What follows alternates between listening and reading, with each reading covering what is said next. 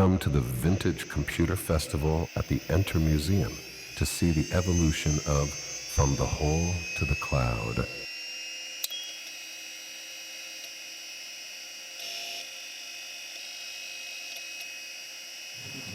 Faire une toute petite introduction, oui. Très courte, parce qu'en fait, c'est la première fois qu'on se rencontre. Deuxième, d'accord. On s'était vu au musée Bollot. D'accord, à l'Assemblée Générale. Et donc, j'ai vu sur LinkedIn, nous avions beaucoup de connexions en commun. Et c'est bien normal, parce qu'on était un peu dans les mêmes cercles, parce que durant 42 ans, vous avez participé à de nombreux projets avec les étudiants au LAMI, et ces étudiants étaient partout, à gauche, à droite, dans l'industrie, et ils sont actifs partout en Suisse ou ailleurs. Et donc les contributions maintenant pour la mise en réseau des ordinateurs, c'est ce qu'on va voir aujourd'hui, d'abord dans le laboratoire, je crois, et ensuite au niveau de l'EPFL, n'est-ce pas? Oui. D'accord, merci beaucoup. Merci. Bien, bonjour tout le monde. Alors je vais juste faire une petite introduction un tout petit poil plus grande sur moi-même. Ça aidera à comprendre pourquoi j'ai fait les développements suivants et pourquoi je suis resté à l'EPFL pendant une quarantaine d'années. Donc j'ai étudié dans deux écoles principales. Une c'était le TEC à Genève, qui maintenant est une HES, et puis à l'EPFL dans le département d'électricité. Et c'est là que j'avais rencontré, et je vais le dire qu'une seule fois, le professeur Nicou. Après, j'ai plus le droit de dire son nom. Et dès que j'ai fini l'EPFL, j'ai fait mon diplôme dans son laboratoire. Et là, il m'a demandé si je voulais être assistant. Et puis, tout de suite, j'ai commencé avant d'avoir mon diplôme. On a reçu le diplôme le 15 janvier. Et puis, le 1er janvier, il fallait commencer au boulot. Alors, j'ai été au LAMI de 81 jusqu'à l'an 2000, au moment où Jean-Daniel est parti à la retraite. Et ensuite, c'est Paolo Iene, qui est un de ses doctorants, qui a pris la relève et puis qui a changé un petit peu les orientations du laboratoire. Mais heureusement, il m'a laissé champ libre pour continuer à faire tout ce que j'avais envie. Entre autres dans la partie enseignement. Et en parallèle, j'ai travaillé au laboratoire de microprocesseurs à l'école d'ingénieurs à Genève de 1987 à 2004. Et après, ce même laboratoire s'est appelé laboratoire de systèmes numériques. Donc pendant une quarantaine d'années, 37 ans, j'avais deux jobs en parallèle dans les mêmes domaines, mais dans deux écoles différentes. Et ça, c'était assez superbe. C'est qu'à l'école d'ingénieurs, c'est les HES maintenant, c'était beaucoup plus pratique. J'ai eu la chance de tomber dans un laboratoire où pour la bricole et la pratique, on ne pouvait pas rêver mieux. Et puis par contre, il fallait mettre au niveau des cours un petit peu plus d'académique pour que ça passe au niveau de l'école. Donc pendant toute cette période, j'ai fait beaucoup d'enseignement. J'ai fait pas mal de développement hardware, pas mal sur les SMACI, à partir du SMACI 8, et puis même 2-3 trucs sur le SMACI 6 à l'époque, puisque c'était là-dessus qu'on avait travaillé. Et puis quelques projets de recherche, on en parlera d'un ou deux. Alors l'informatique à l'EPFL, c'est surtout la vue que je vais essayer de mettre ici. C'est qu'en étant étudiant, on avait 3 niveaux de cours. On avait ceux qui nous parlaient des gros ordinateurs. À l'époque, c'était un CDC. Et puis, pour rentrer les programmes, c'était assez horrible. C'était des cartes perforées qu'il fallait taper sur une machine qui faisait du bruit. Ensuite, il fallait imprimer les cartes, prendre les paquets de cartes, les mettre dans le lecteur de punch card.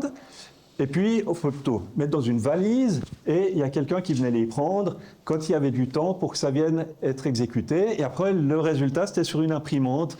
Et puis, il fallait attendre, en général, au moins un jour pour le turnaround, pour qu'on puisse obtenir les résultats. On avait en parallèle des cours. À l'époque, c'était Jean-Pierre Moinat qui nous enseignait le Pascal. Et là, on faisait sur des VAX. Alors là, on voyait autre chose. C'est qu'on avait des machines, c'était des terminaux. L'ordinateur était plus loin, on ne savait pas où, je crois que je ne l'ai jamais vu, le VAX du département de l'électricité, et on écrivait nos programmes en Pascal à l'époque. Et il y avait un professeur un petit peu fou qui était dans les sous-sols au département d'électricité, et puis là, il avait développé des SMACI 6. Il y avait les premières parties, quand on faisait nos cours, il n'y avait pas encore de réseau, il était en plein développement. Alors pour pouvoir rentrer les programmes, on avait des petits lecteurs micro-lérus où on avait des bandes papier qu'il fallait tirer pas trop vite et pas trop lentement pour charger le système d'exploitation, après pour charger l'éditeur. Et après, on pouvait taper nos programmes avec un éditeur carrément Visivig, c'était du traitement de texte. Et à ce moment-là, c'était quand même fantastique. D'un côté, des cartes perforées, des terminaux, puis de l'autre côté, une machine qui est là, directe. On pouvait assembler par un programme qui a été développé aussi par l'équipe du laboratoire. Et on avait les résultats sur l'écran directement. Ah, c'était quand même fantastique. Donc la grosse machine, elle faisait peut-être des opérations à des méga flops ou tout ce que l'on veut, mais par contre, l'interaction avec l'utilisateur, c'était assez la catastrophe. Puis de l'autre côté, une petite machine, processeur 8 bits, et puis là, c'était assez interactif. Et pendant le cours du semestre, il y avait René Sommer qui avait développé Cobus, donc on en a parlé tout à l'heure, et là, toutes les machines étaient connectées en réseau. Et c'est assez génial, on allume, puis sur nos écrans, on voit plein de petits points qui s'allument. Il n'y avait pas assez de mémoire sur le SMACI 6. Vous avez vu tout à l'heure une photo, il y avait entre 4K et 32K, si on avait de la chance, quelques machines étaient à 16K. Donc, dans le développement, on a profité de l'écran pour mettre les buffers de réception du réseau. Donc, c'était rigolo, parce que ça clignotait comme ceci. Et après, hop, on pouvait rentrer sur la machine. Alors, il n'y a pas de mot de passe compliqué, de trucs comme ça, on pouvait travailler direct.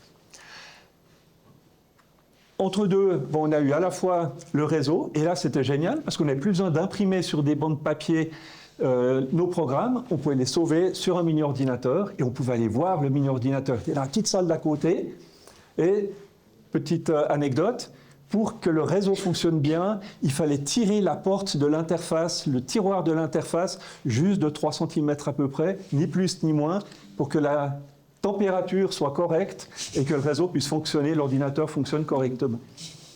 Et là, on avait 2 disques durs, c'était 2 machins comme ça l'un sur l'autre, 60 MB chacun. Et là, c'était déjà énorme comme capacité. Il fallait une énergie assez énorme, rien que pour contrôler les disques, je crois que c'était 15 kW, pour que les disques puissent tourner. Donc il y a une ligne spéciale qui avait dû être tirée, c'était assez sympathique. Et puis ensuite, je suis venu travailler au laboratoire, et là, on m'a demandé de faire aussi une petite vue d'ensemble de ces gros ordinateurs qu'on avait dans l'école, puis voir jusqu'où on va de nos jours. Alors, un des premiers ordinateurs qui était à l'EPFL était le Zebra, des Stantec. Ensuite, il y a eu des IBM. Moi, j'ai eu le plaisir de travailler, c'est un bien grand mot, de pouvoir utiliser le CDC Cyber 7326 qui était dans un pavillon à l'avenue de Cours. Et on a appris, mais pas tout de suite, quand on a commencé à faire les cours, qu'il y avait un VAX dans un autre local avec à peu près une vingtaine de terminaux. Et on pouvait rentrer nos programmes en utilisant ces terminaux. Et là, on se retrouvait comme si on avait des VAX avec le cours d'un autre professeur. Donc ça devenait à peu près utilisable. En général, tous les 4 à 5 ans, les ordinateurs changent. Il y avait une alternance entre les TH et puis les PFL. À un moment donné, on donne le plus gros ordinateur à Zurich. Après, c'est l'ordinateur à l'EPFL. Et ça fait quelques ping-pong. Après l'époque des CDC, il y a eu l'époque des CRE, avec différentes architectures parallèles qui sont apparues. Et on a eu un CRE XMP à l'ETH, à Zurich, et puis un CRE 2 à l'EPFL, la même année, en 88. Ensuite, on a eu des machines massivement parallèles. Ce qui était assez intéressant, c'est que pour les programmer, personne ne savait programmer ce genre de machines, des puissances assez faramineuses, mais personne ne savait vraiment les utiliser. Et pour pouvoir les utiliser, il y avait un autre CRE, YMP, qui se trouvait en front-end et qui, lui, s'occupait de transférer les données, compilateurs, etc., sur le CRE. Hop là, voilà. Maintenant, après ces CRE, on est devenu sur des clusters. Alors, en gros, c'est des cartes de PC avec un format standard, et on en met quelques dizaines, voire centaines ensemble dans des racks, et ça nous fait des super ordinateurs avec beaucoup de possibilités. Alors, j'ai mis les petits noms. C'est assez intéressant, ils ont pris des étoiles dans le ciel, et puis ils les ont mis par ordre alphabétique, et ils ont donné ces noms-là aux ordinateurs qu'il y avait dans les différents clusters. Donc ça a commencé en 2012, et puis jusqu'à maintenant il s'appelle Kuma, Et Kuma, il y a deux parties, une partie avec des CPU, puis une partie avec des GPU. Et ces derniers ont été basés sur des ordinateurs anciennement IBM, Lenovo, et des cartes graphiques de NVIDIA. Donc ça, c'est les choses qui permettent d'arriver à 21 660 teraflops ou 21 pétaflops comme capacité de transfert. Ce qui est absolument nécessaire de nos jours avec les intelligences artificielles. Il y a eu entre deux, quand ils faisaient les ICRES, c'est pour pouvoir faire des simulations dans des domaines de barrage, dans des domaines de la navette Hermès, simuler le flux autour de la navette, etc. Maintenant, beaucoup dans le domaine de l'intelligence artificielle. Alors, ce qui était intéressant pour le Cray, c'est cette forme, avec un noyau central et ensuite autour une sorte de banc. Et celui qui achète le Cray, il pouvait choisir la couleur qu'il voulait pour faire joli. Et une forme intéressante, c'est cette forme de Tor. Simplement, c'est que l'ordinateur étant constitué de beaucoup de cartes, pour que la distance soit la plus commune entre les différentes cartes, il fallait que la distance soit le plus identique entre les différentes connexions, d'où cette forme. Puis dessous, c'est toute la partie refroidissement, alimentation pour ces ordinateurs. Alors, juste quelques caractéristiques rapidement, mais je ne vais pas vous les lire. On a eu aussi le Cray 2. Les photos qui sont là, je les ai prises au musée Bollot à Lausanne pour beaucoup d'entre elles, où ils sont exposés, mais ils ne fonctionnent plus. Pourquoi? Parce qu'ils consomment tellement d'énergie que rien que pour les faire fonctionner, ça ne vaut pas la peine. C'est surtout pour ça qu'ils les ont débranchés, puisque l'énergie qu'il fallait pour les faire fonctionner était tellement grande que dès qu'il y a un nouveau modèle qui venait, ça valait la peine, rien qu'avec le coût d'énergie, de les remplacer. Alors on a eu les Cray T3D, dont un des exemplaires est ici. Donc c'est avec 3 dimensions au niveau de l'interconnexion. Il y a 6 super canaux qui vont dans tous les sens, et comme ça les processeurs pour faire du massivement parallèle. Donc là on peut aller pour la version la plus simple à 32 processing elements jusqu'à 2048. Et là, ça changeait dans la philosophie de Cray, c'était plus des cartes vraiment spécifiques, ça a été l'utilisation d'un microprocesseur, le DEC Alpha, pour réaliser ces machines. Donc c'est un précurseur de cluster. Le CERN a fait don aussi au musée Bollot. Donc là on voit d'autres couleurs, c'est dans les bleus. C'était 2 à 4 processeurs, c'est une autre architecture. Et on pouvait avoir sur chaque processeur 200 mégaflops, ce qui permettait d'avoir fois les 2 ou 4 processeurs 400 ou 800 mégaflops sur cette machine. Après les Cray, il y a eu un immense projet qui a commencé à l'EPFL, qui était pour les Macram, qui était pour les modèles du cerveau qu'il voulait faire. Il avait besoin des ordinateurs les plus gros qu'il pouvait avoir. Et là, il y a IBM qui avait proposé le BlueGen, et il y a eu différentes variantes, entre autres le Slash-Q. Là, on les voit, il y en a 3 qui étaient ensemble. Au musée Bollot, il n'y en a plus qu'un qui a mis en place. Il ne fonctionne pas, celui-là, quoique le musée... Si, il marche maintenant. Oui. Parce qu'il y a l'autre, c'est pas le Q. Celui-là, il me semble qu'il n'est pas en fonction. Mais... et puis l'autre, tiens, j'aurais dû le mettre par là. Alors, s'il y en a qui veulent voir les chiffres, mais on ne va pas passer là-dedans, c'est les puissances de calcul de toutes les variantes qu'il y a pour les clusters et les nombres de processeurs, de nœuds et de nombre de corps processeurs par nœud, et ce qui donne ces puissances en teraflops à disposition. Donc les derniers, c'est des pétaflops, 21 pétaflops pour une unité et pour l'autre. Alors ce qu'il y a d'intéressant dans ces architectures, on a les différents blocs de clusters. Donc il y a actuellement 4 générations qui tournent encore. Il y en a 2 qui sont réservés pour la recherche et 2 qui sont réservés pour les étudiants ou autres personnes. Et ils sont tous interconnectés avec le même front-end, avec tous les disques et toute la partie mémoire qui est à disposition, et l'interconnexion avec le réseau qui se trouve à l'extérieur.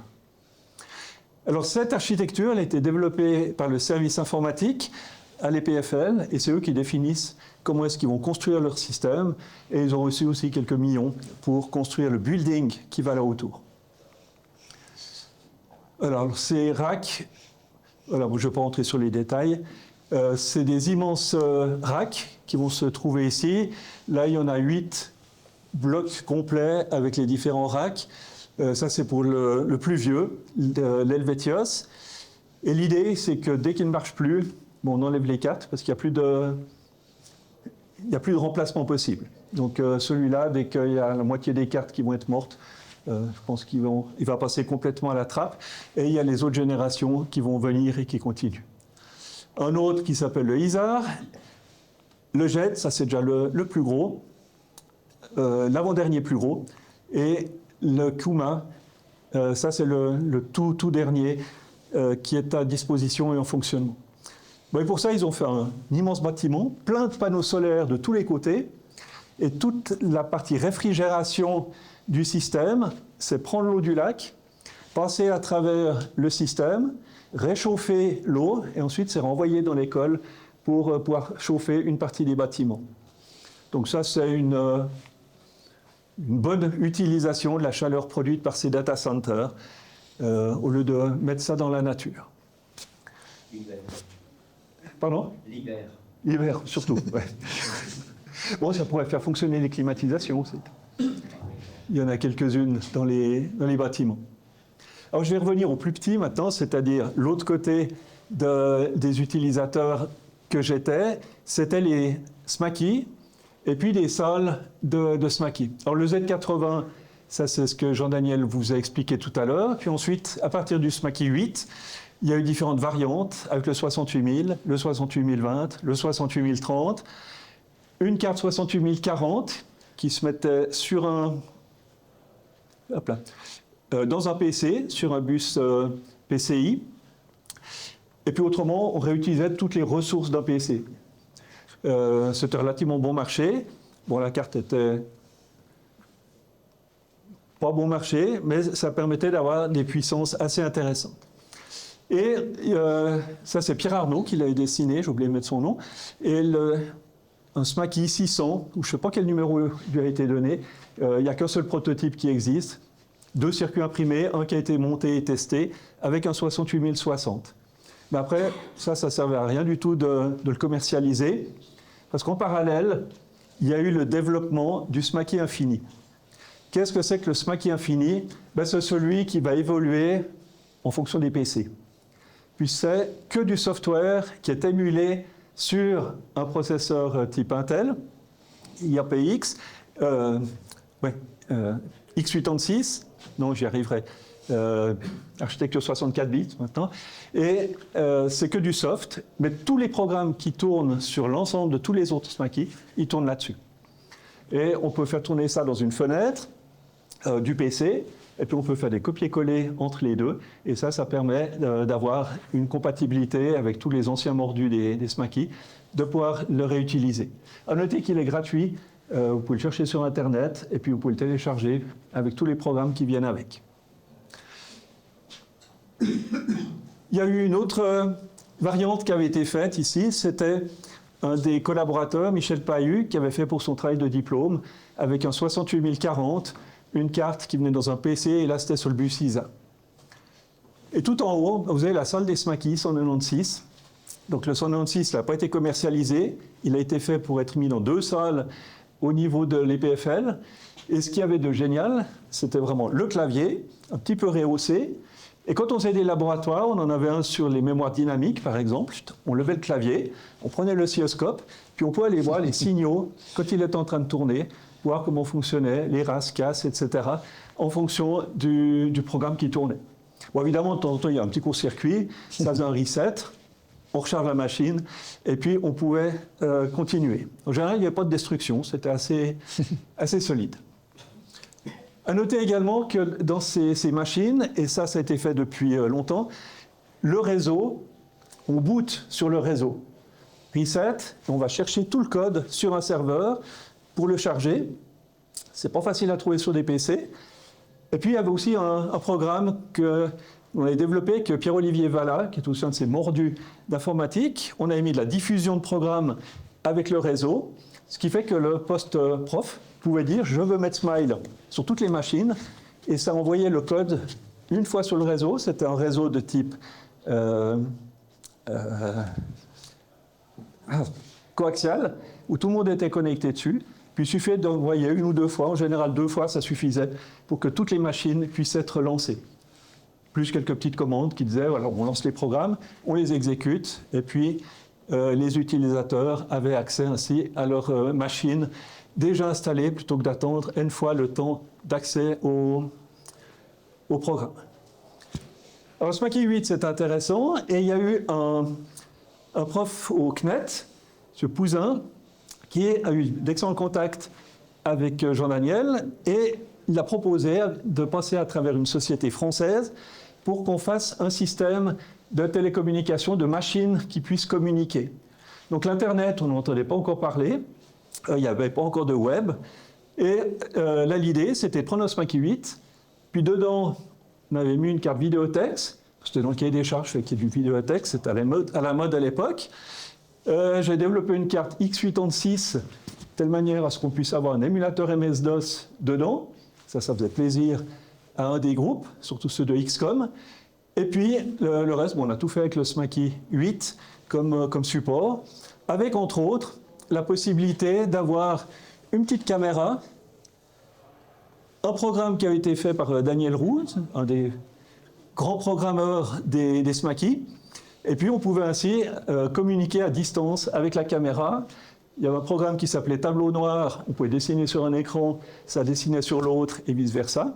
Donc interactif, on pouvait rentrer du texte, etc. Donc c'était un truc qui était assez avant-gardiste à l'époque. Une petite chose intéressante, quand on est parti au CICOB, il y a tout qui ne marchait pas. Donc il y avait encore quelques petits bugs, et on avait un petit local où Robert Vancomer, qui était aussi assistant au labo, était là, puis corrigeait les bugs au fur et à mesure qu'on les trouvait, puis on mettait à jour sur les machines qui étaient devant, sur les stands. À noter qu'on a eu je ne sais plus comment il s'appelle, un ministre des télécommunications, qui est venu nous rendre visite. Il y avait 2 stands de XCOM, la société avec qui on travaillait, un à l'intérieur, un à l'extérieur. Tout le monde de la boîte attendait à ce que le ministre vienne à l'intérieur. Il est venu à l'extérieur. Il n'y a personne de la boîte, puis on a dû expliquer comment ça marche. On avait une contrainte, c'est ne pas dire qu'on était suisse. Parce que le financement qui était fourni par ce ministre était pour la France et n'était pas pour la Suisse. Donc on a vendu ça comme étant la société XCOM, le CNET, et on n'a pas pu marquer, on n'a pas pu dire.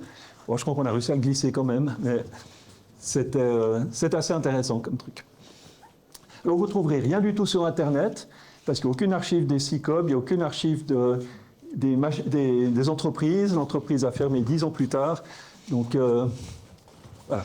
Pas beaucoup de documents là-dessus, mais c'était intéressant, puisqu'on avait pu travailler sur ces communications.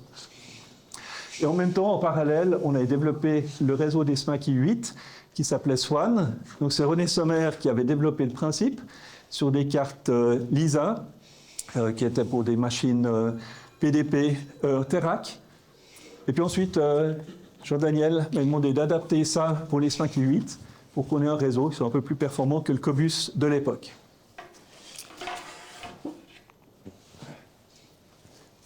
Un autre projet qui était intéressant auquel le laboratoire a participé, c'était le projet CamiPro à l'EPFL. C'est avoir des cartes à microprocesseurs pour les contrôles d'accès. Donc ça, c'était assez innovateur. C'est que l'idée, c'est que toute l'enveloppe extérieure de l'EPFL, on puisse contrôler toutes les portes individuellement. Ou les ouvrir et les fermer à des heures fixes ou programmables. Et puis qu'on puisse donner des droits à n'importe quel utilisateur. Les étudiants d'informatique, bon, ils n'avaient rien à faire en architecture, par exemple. Sauf peut-être s'il y a un projet. Donc on pouvait indiquer par catégorie ou individuellement quelles étaient les portes qui étaient possibles d'être ouvertes. Avec 2 possibilités, soit l'information était dans la carte, soit l'information était, par exemple pour des listes noires ou des listes blanches, cherchée sur un serveur. Puis là, il a fallu travailler avec des entreprises externes Puis il a fallu prendre des grosses entreprises. Et ça, j'ai pu voir pour la première fois, ce qui est assez paradoxal, c'est que les grosses institutions, ils aiment bien les grosses entreprises. Ça fait sérieux. Alors, les grosses entreprises, elles ont beaucoup de personnel. Et elles envoient vraiment les pontes pour faire les présentations, pour expliquer ce qu'ils peuvent faire. Puis une fois qu'ils ont le contrat, en fait, c'est envoyé à une société un petit peu sous-fifre. Et puis, on prend des étudiants, on prend des programmeurs plus ou moins bons pour faire l'implémentation. Donc ça a été assez rigolo. Pour finir, ça a bien marché. Et puis, ça a duré pendant quelques années, jusqu'à ce que ce système soit remplacé, je crois il y a à peu près 10 ans, avec des cartes sans contact et avec un système qui était basé sur des systèmes de Kudelski. Une chose intéressante, c'est qu'il a fallu un système unique d'identification. Avant, chaque département avait son petit système qui permettait d'identifier les étudiants, les personnes et autres. Et là, il y a eu un serveur, Gaspard et Tequila, qui ont permis d'avoir, grâce à la carte, un numéro unique d'identification. Et puis tous les programmeurs pouvaient aller accéder pour voir si la personne avait le droit d'y accéder. Et puis évidemment, quand il y a une grande équipe, comme il se trouvait au laboratoire, il faut qu'il y ait des événements qui soient assez, peut-être pas culturels, quoi que ça arrivait, mais des événements qui nous permettent de se mettre ensemble. Et entre autres, quand il y a eu les développements au niveau des SMAKI, des réseaux, on était parti à la Tsuma, à Verbier. Et puis là, c'était absolument fantastique. Une semaine, malheureusement, il a fait beau tous les jours. Au soleil, belle neige. Alors, on partait de 9h à 17h sur les pistes. On revenait, on grignotait un petit truc. Et après, on bossait jusqu'à minuit, 1h, 2h du matin. Et on recommençait ça pendant toute la semaine. Ce qui est intéressant, c'est qu'il y a eu pas mal d'intervenants externes qui sont venus, qui venaient dans des entreprises comme le JTEC par exemple, et puis qui sont venus participer au séminaire pour nous amener leurs idées et qui ont permis de faire certaines collaborations. Donc ça, c'était vraiment été très sympathique. Et puis, celui qui est là, c'est celui qui est là. À l'époque, il faisait beaucoup de vol à voile. L'expérience a été renouvelée un petit peu plus tard, en 1986. Et puis là, l'idée, c'est de dire, deux profs d'informatique qui s'entendaient bien, on va essayer de mettre les deux labos ensemble, puis on va essayer de renouveler ce qui s'est fait. Et c'est là qu'on a vu qu'il y avait des différences de fonctionnement dans les laboratoires. Dans le groupe du LAMI, tout le monde venait à toutes les séances. Comme ça, on essayait d'apprendre avec les autres. Puis l'autre groupe, malheureusement, il n'y a que ceux qui faisaient la conférence, plus un ou deux copains qui voulaient l'écouter, qui venaient. Et les échanges n'étaient pas aussi fructueux que l'on aurait pu espérer entre les deux groupes. Mais ça a quand même été une semaine superbe. Il y a toujours eu du vol à voile qui a pu être fait. C'était assez sympathique, même très sympathique. Et puis de l'autre côté, donc après avoir vu les gros ordinateurs, je laisse tomber les VAX, les mini-ordinateurs, ça c'est pas très intéressant. De l'autre côté, et ça c'était une des grosses forces que l'on avait au LAMI également, c'est que depuis les simples microprocesseurs, on pouvait attaquer les microcontrôleurs et puis faire énormément d'applications, énormément de design avec les étudiants. On avait un cours de matériel informatique.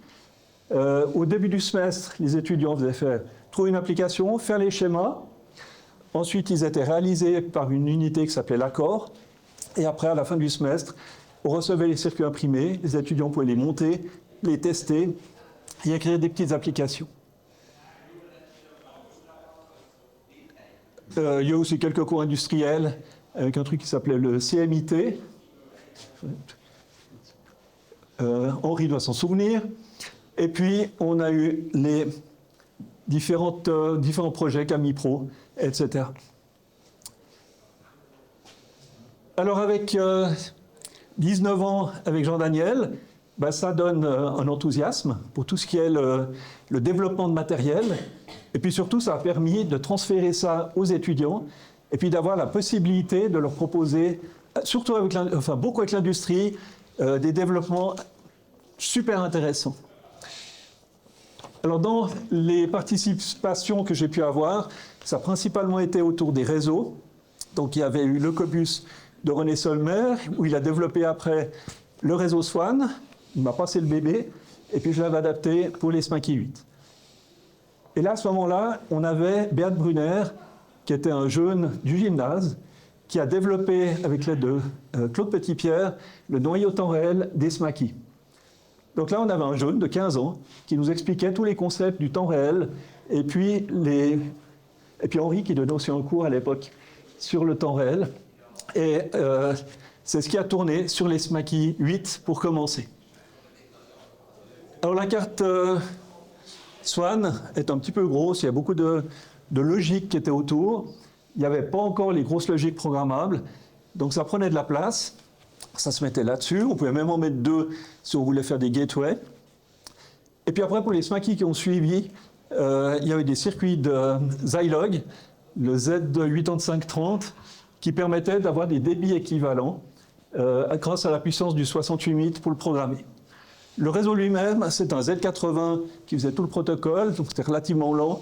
Quand c'est le 68 000, ça allait nettement mieux.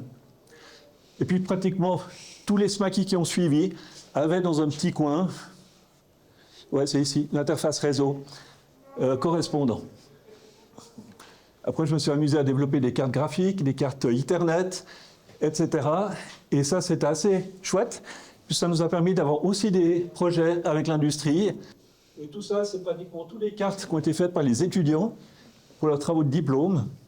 Donc, réussir en 4 mois de faire une carte avec un PowerPC, comme ici, un Intel 960. Alors, il se trouve de l'autre côté, parce qu'on s'était trompé entre le bottom et le top au niveau de la numérotation des pins. Ce qui était très pratique, parce que pour venir avec un oscilloscope, c'était beaucoup plus simple avec ce truc comme ça. Après, il y en a eu d'autres. Le 68060, dont on a parlé tout à l'heure, qui se trouve par là. Là, c'était une autre carte avec un 68040, on n'avait pas mis dessus. Des cartes avec des DSP, etc. Et puis Jean-Daniel nous a beaucoup parlé des souris. Alors, il y a eu les souris donc, développées par André Guignard. C'était ces belles souris avec une belle forme ergonomique demi-ronde. Et puis ensuite, ça a passé avec Depra. Et puis René Sommer, lui, a fait les développements pour Logitech pour mettre un microcontrôleur là-dedans et pour avoir une interface série avec le reste. Puis on a fait pour tous les fabricants de la planète, pratiquement, pour du Sun, pour du Apple aussi, je crois, et d'autres, avec des interfaces série très spécialisées. Voilà, je suis arrivé bientôt au bout. Je me suis beaucoup amusé aussi avec des développements de cartes graphiques. Alors ça, c'était une carte triple VME avec plein de possibilités de mémoire. Et entre autres, les tailles mémoire étant un problème, on a travaillé avec la société Valtronic, qui est une société qui fait des circuits hybrides. Et puis là, on bandait sur un petit circuit imprimé 4 mémoires vidéo RAM, puis on gagnait une génération de ces mémoires au niveau commercial. Donc ça prenait moins de place. Et puis dans les petits robots, là aussi, on en a utilisé un comme base avec plein de cartes différentes qui pouvaient venir dessus. Comme ça, on pouvait tester avec différents processeurs pour apprendre, faire des laboratoires un petit peu différents. Puis bien sûr, on a beaucoup enseigné. Alors, un des collègues que j'ai eu pendant des années, Christian Piguet, qui était chef d'équipe au CSEM à Neuchâtel. Alors lui, il faisait une partie qui était microélectronique dans un cours qu'on avait appelé MESOC, Microelectronic for System on Chip. Avant, il s'appelait Circuit complexe. Ça faisait peur aux étudiants. On a eu tout de suite une hausse du nombre d'étudiants dès qu'on a changé le nom. Le terme complexe, ça leur fait peur. Puis après, j'ai fait pas mal de cours sur les embedded systems, real-time embedded systems. Et pour ça, on avait développé une carte avec une FPGA. Le format, c'est un petit peu plus grand qu'une carte de crédit. Et puis, on distribuait ça aux étudiants.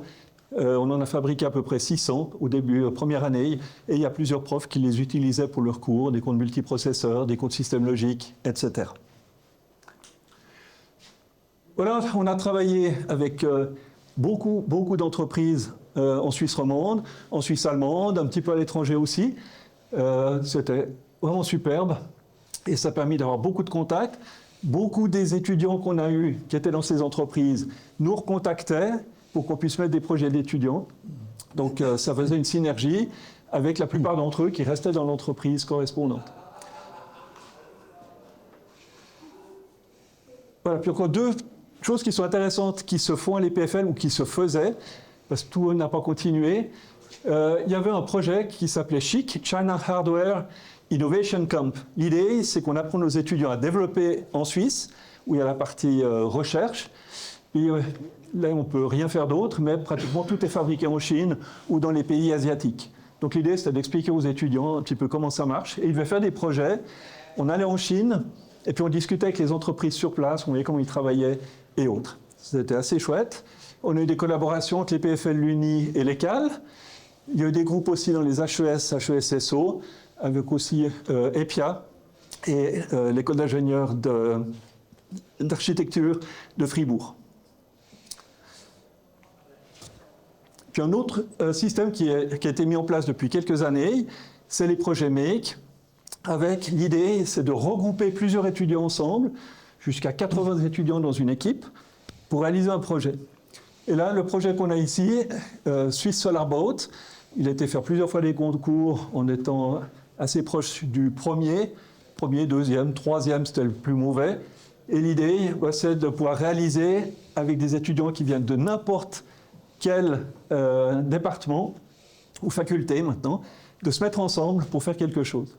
Donc il y a des électriciens, des informaticiens, des mécaniciens, etc. Puis l'idée, c'était de faire un bateau qui vole sur des foils. Le dernier, oui, et je finis, c'est la même chose, mais en mettant de l'hydrogène comme énergie. Et puis il y a le bateau qui devrait faire la traversée du lac. Non, il a déjà fait l'année dernière. Maintenant, il devrait le faire de manière pas seulement une fois en prototype et pouvoir faire des collaborations. Et puis avec quelques étudiants ou anciens étudiants, on a écrit un bouquin pour expliquer les concepts que l'on a appris pendant toutes nos années d'expérience avec les étudiants, disponible gratuitement sur Internet. Voilà, je vais m'arrêter là. Merci. Merci beaucoup.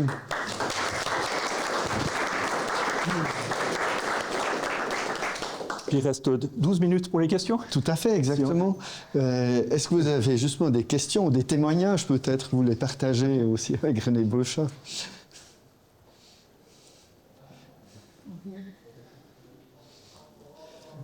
Alors moi je vais commencer. Oui.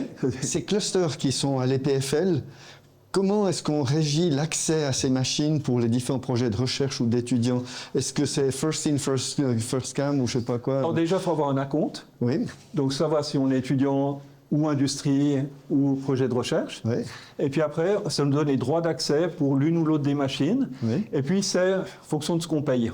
Ah, d'accord. Pour les industriels, par exemple, ils payent en fonction des unités qui sont utilisées. Donc on peut réserver des tranches de calcul, estimer un petit peu le temps, faire des tests, puis après voir pour un projet plus conséquent, il nous faut...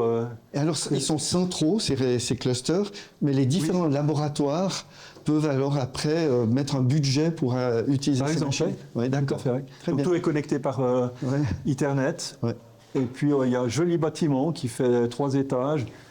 Tous les côtés sont remplis de panneaux solaires. Ah oui, oui, je vois. Il est rouge, près de la voie de chemin de fer. Oui, oui, près du métro. Près du métro, oui. Ouais. Voilà, moi, je passe sur près du métro, Très bien. D'autres questions, d'autres commentaires?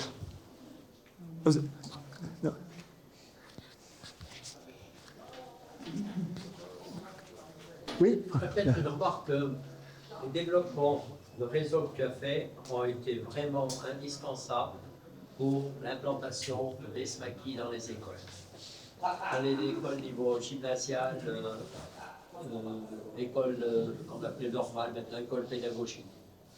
Ça a vraiment été des ventes. Je me rappelle dans les premières installations que j'ai faites, eh bien, on était avec des disquettes. C'était quand même une fiabilité plus ou moins acceptable. Mais après, ça a vraiment bien fonctionné. Et aussi des installations dans des entreprises. Parce que là, c'est vrai que l'impression était plus dominante d'une école. Et ça a vraiment bien fonctionné là. Tu as un peu révolutionné le système de la façon. Merci. J'ai une collaboration avec Costronic, où je leur avais fait une carte. Et c'était une époque assez rigolote où les PFL, c'était pas bien vu de collaborer avec l'industrie.